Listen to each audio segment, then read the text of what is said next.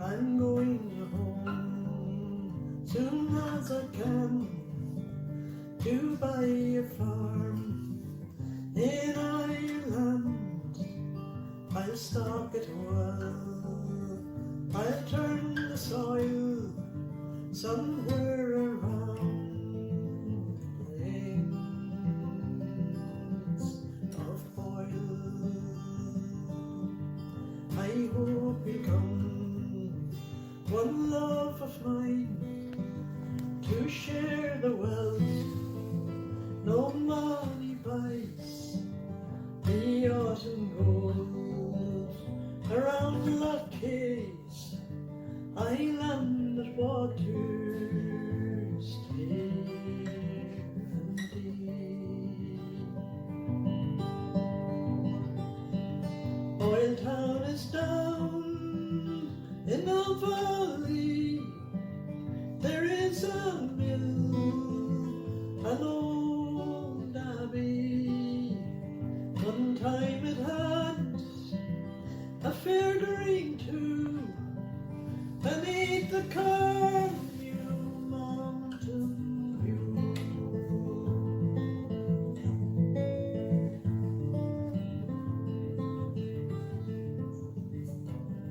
Our kids are growing and doing well.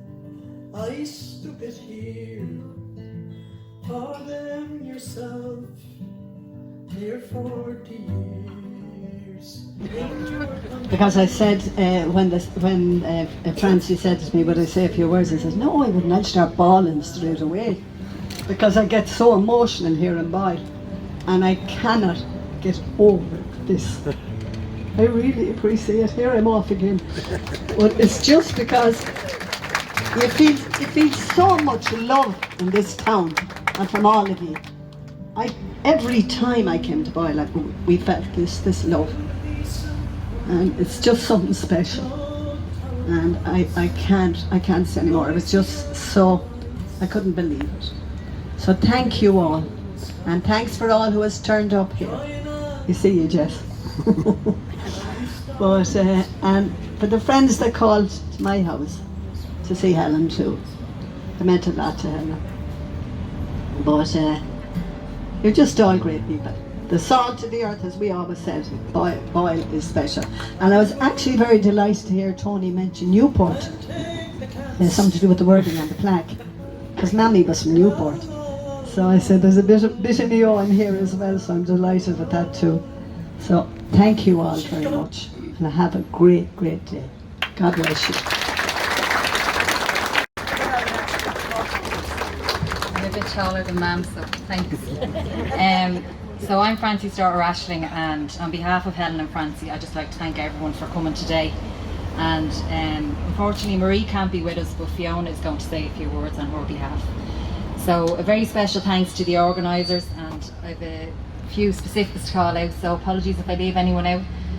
Francie Geelan, Sean O'Dowd, Shamie Flaherty, Bernard Flaherty, Jerry O'Dalik and Tony Convoy, thank you very much.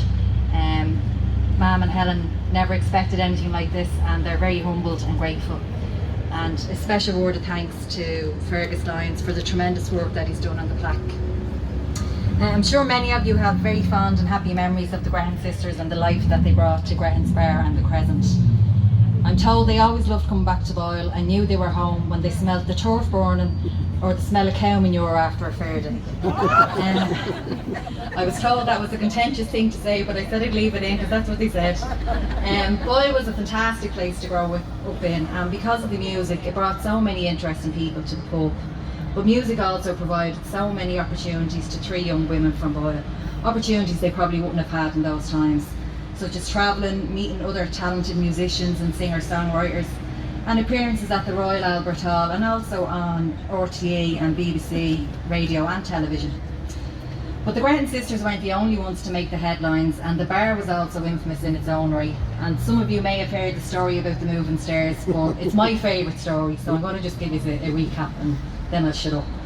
But as you know, Ireland had some fairly stringent licensing laws back in the day, but not everyone abided by them, my granddad Andy included.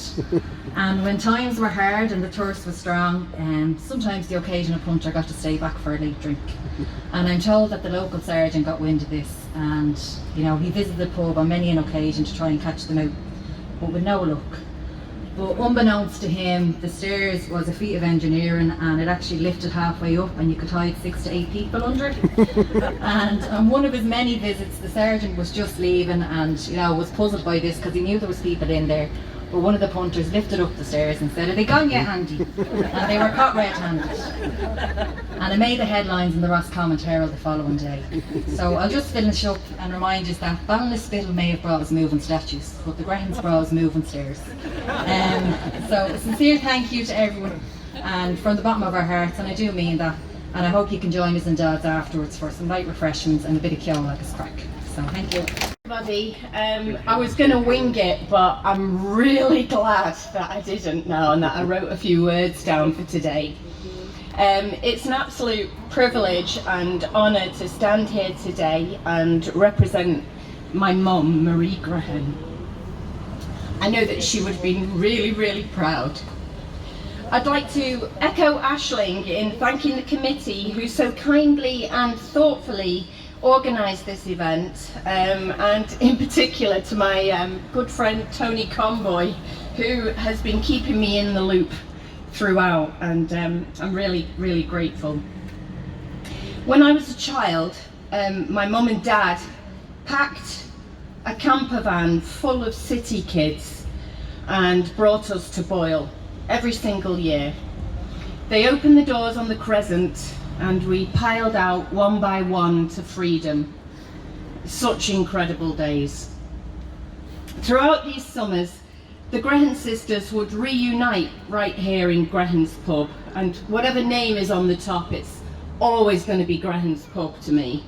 It's their home place, where they would play to appreciative audiences from all over the world. For us, it was utterly thrilling to see our mother and aunties singing so passionately about subject matter that meant so much to them. Our playground, though, was outside the pub, and as long as the music was playing, we could stay out a little bit longer. When the Lakes of Cool Thin, the longest ballad in the history of ballads, started playing, we knew we had at least half an hour more to play out. We loved a long ballad. So finally, I would like to say thank you to all of you who've attended today. I know absolutely that my mum and dad are watching over us and are very, very proud. Thank you. Faces there and around. We're good old friends from a long time.